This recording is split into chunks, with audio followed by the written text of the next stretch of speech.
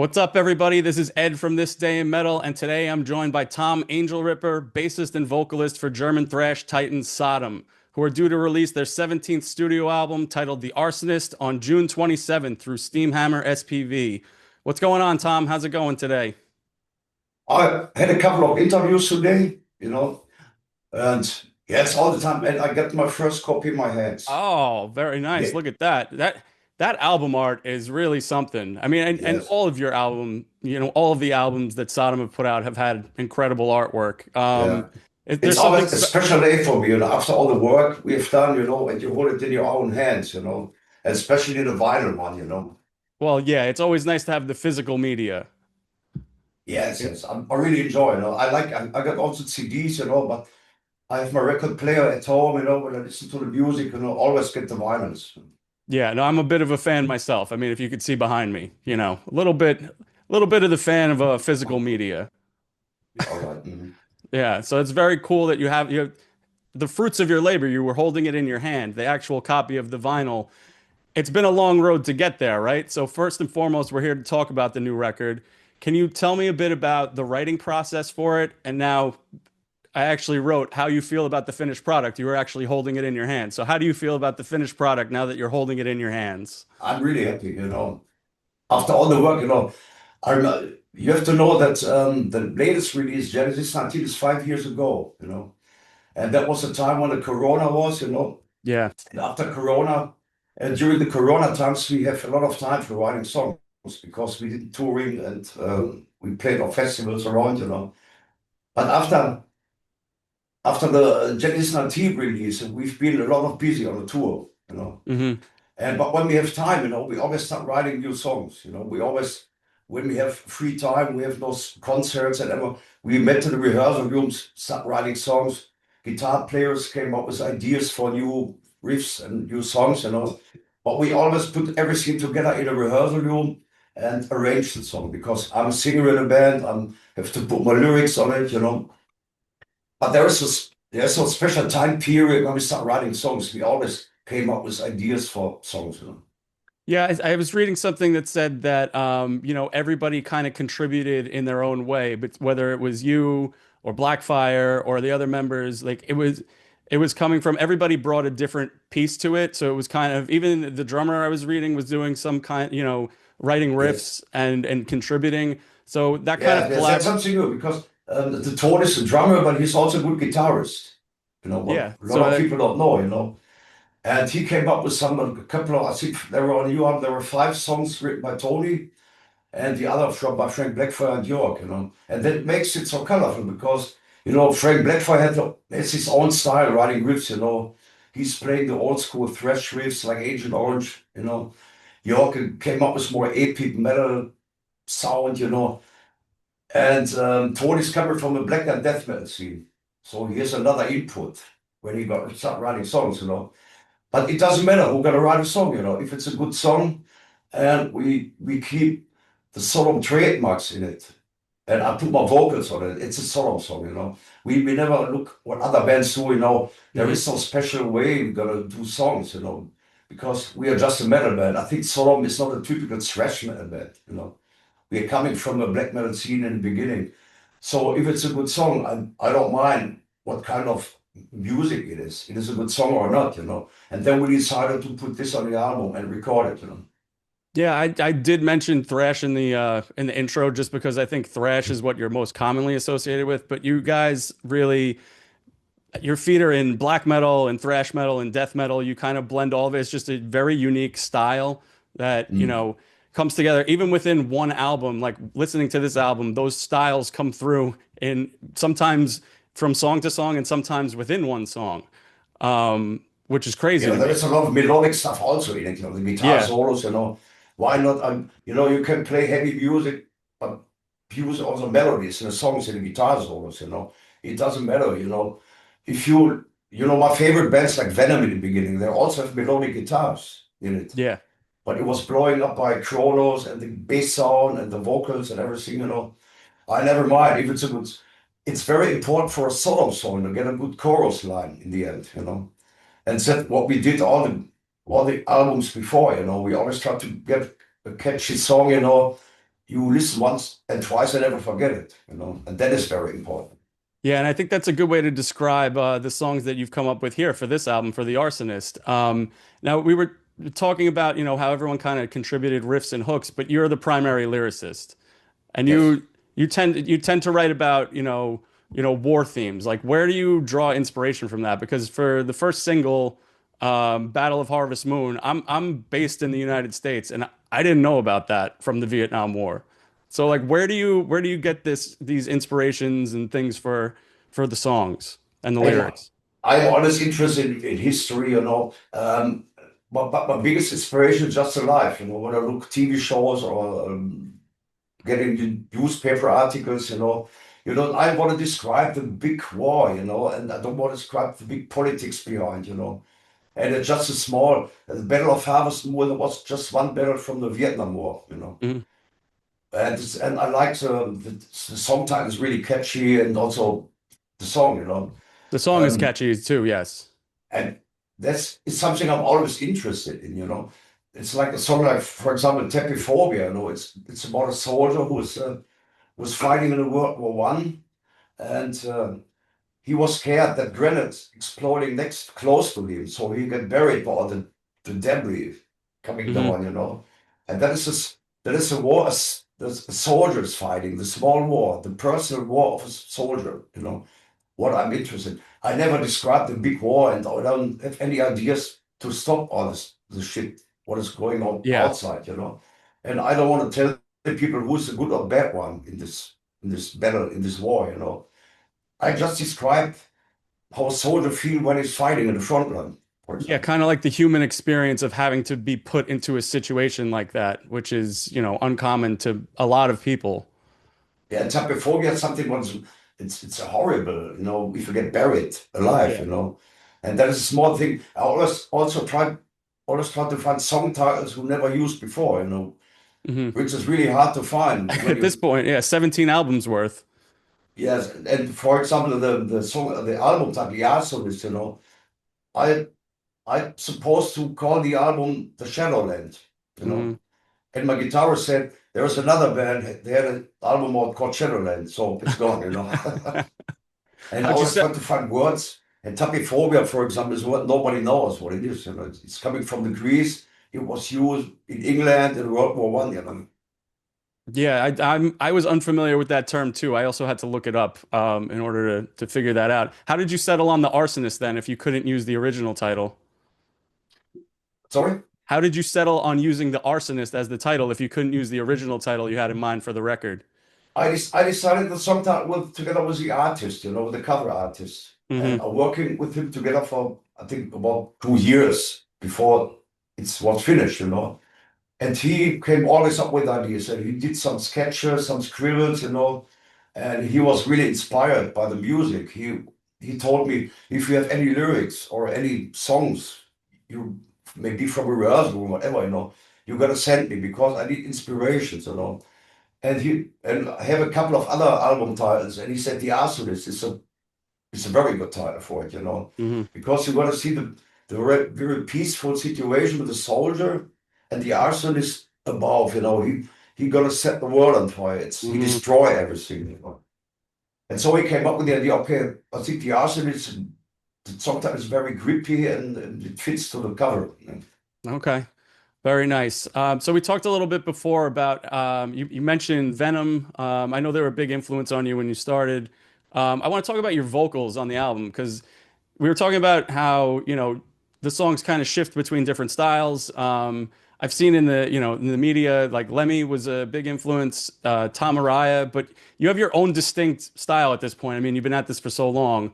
Um, like, how do you decide when to use a certain approach with your vocals? Because you have a couple distinctive styles that you use when you're delivering the vocals. Yes, I'm able to do the screaming like Tom Araya, you Yeah. know, but people say it sounds like Slayer. Okay, if you're gonna sing a high octave, it sounds like Slayer, you know. Yeah. Um, I'm able to do everything, you know, but that was Yeah. hard to decide when I was in the studio for the vocals, you know. And I remember that there was a couple of songs I did different versions in my vocals, you know, like the growling or the Hmm. shouting stuff like Venom what I Yeah. really enjoy, And then we decided to use this one for the song or this one for the chorus lines, and before we start the mixing, Um, yes, I'm able to do everything, Sometimes it fits better to do the screaming vocals or the old school Sodom, like Sodom and Last, like Hmm. can't explain, But sometimes it sounds better if you do the high screaming, Yeah, I like Trigger Discipline gives me a little bit of that, like it's a bit shouting and it's, that was the first single from the Arsonist, and that gave me a bit Yeah. of that's where I could see the Tom Araya thing, but I mean, you have your own distinct, and like if you're gonna shout, you're right. It does sound that way, but like that song is unbelievable. I'm glad people have had a taste of the new record with that song. Yeah, Uh, that's very important for me or for a singer, if the people listen to it's Tom Angelripper, it's me from Destruction or it's me from Creator, mm, You have to create your own style, that the yeah, people know exactly, oh, that's Tom from Sodom, yeah, it is I don't distinctly want to copy anyone, any no. singer, I don't want to copy Lemmy, there were thousands of modern cover bands around, who do have a better Lemmy voice than me. I don't want to copy Lemmy or anything, Yeah, yeah, it's definitely distinctly you. Speaking of vocalists, though, there is a song on the album that's a tribute to Algy Ward from Tank, correct? Hmm. And All that's right. a band that honestly I'm not very familiar with them. Can you tell me a little bit about? I know that I think you said that he was the greatest metal vocalist of all time. Like, was he In an my influence? opinion, yes. Was he an influence on you? And this is your Yes. tribute to him, right? Yes, yes.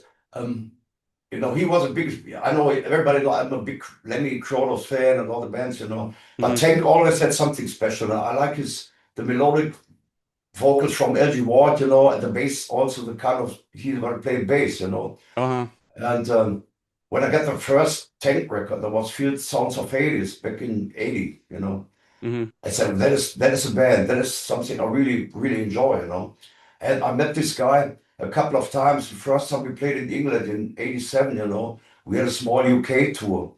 I met this guy and he visited us during some couple of shows, He was really cool. And I remember that our drummer, Tony, came up with a guitar riff.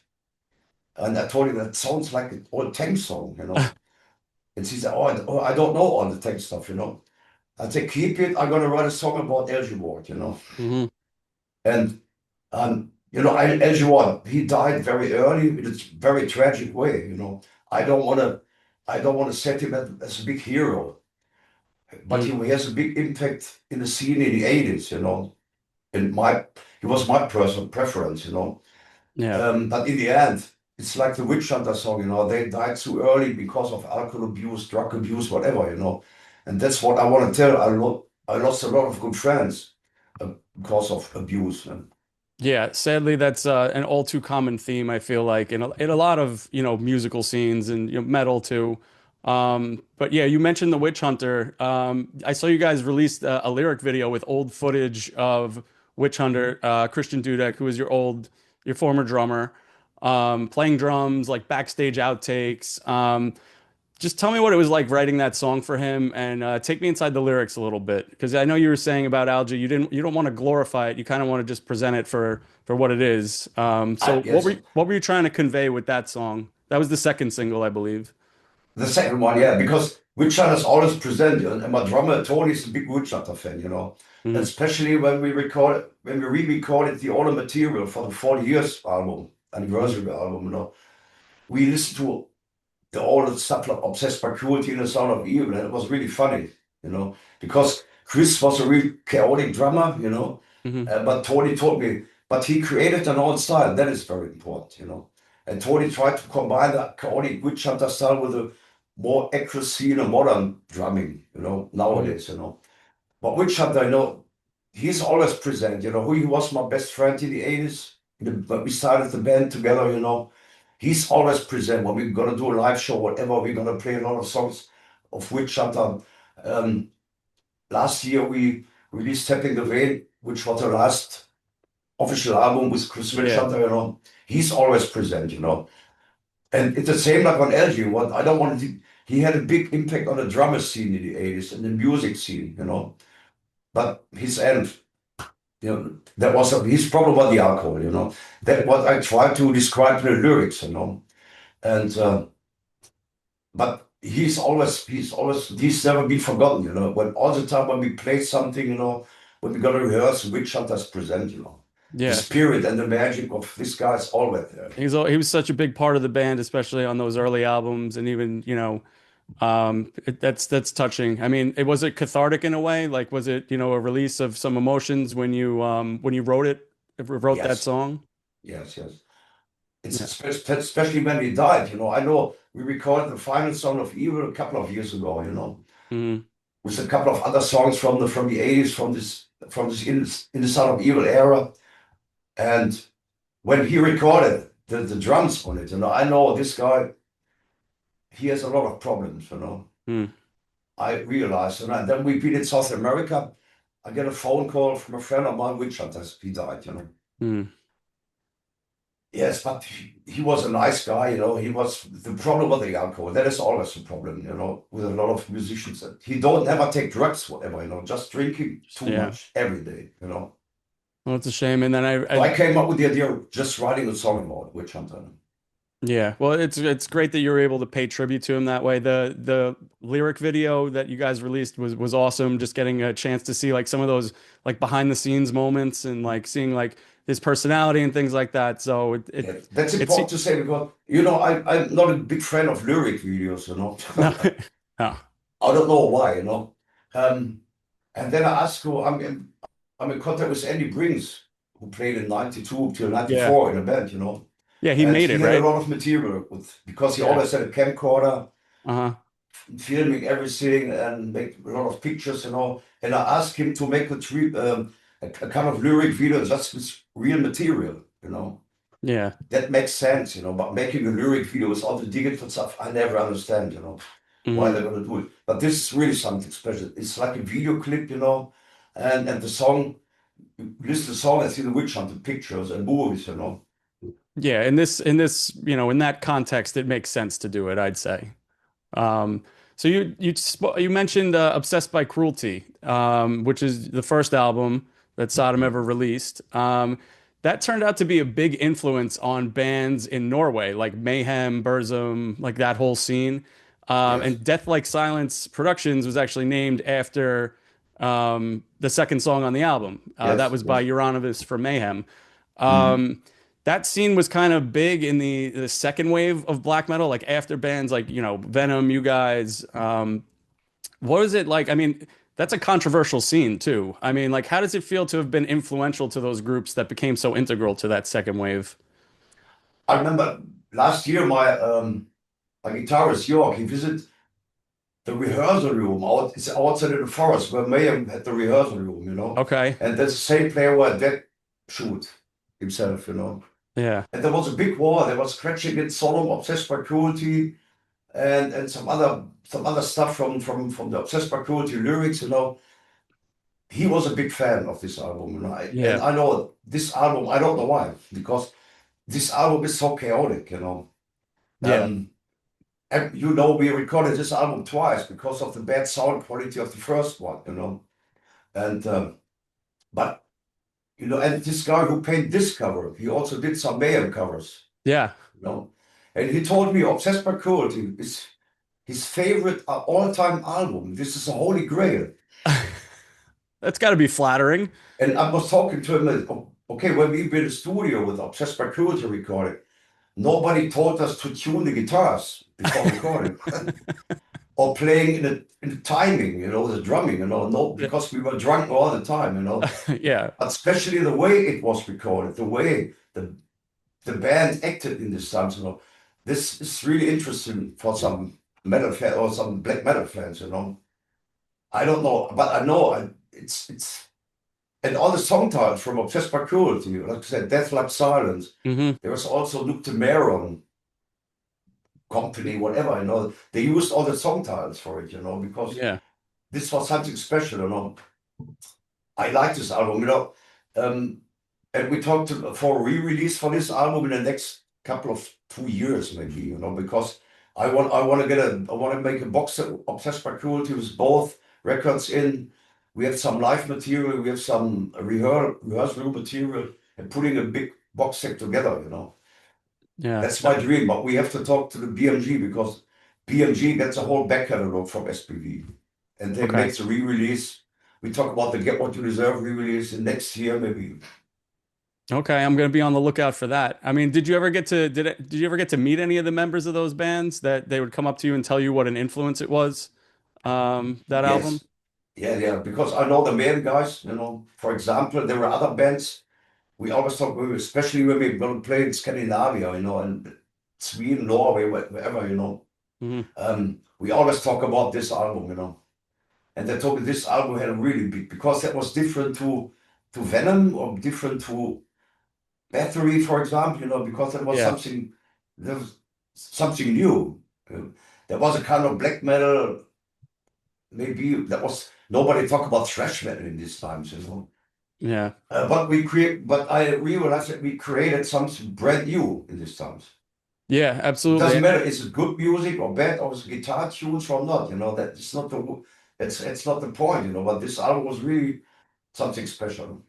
It was about being innovative, and that's I think you could say that that's what it was, and a lot of people felt that way, and that led to the birth of really a bunch of new musicians and bands making a different, taking what you did and taking it even more extreme, which it really is.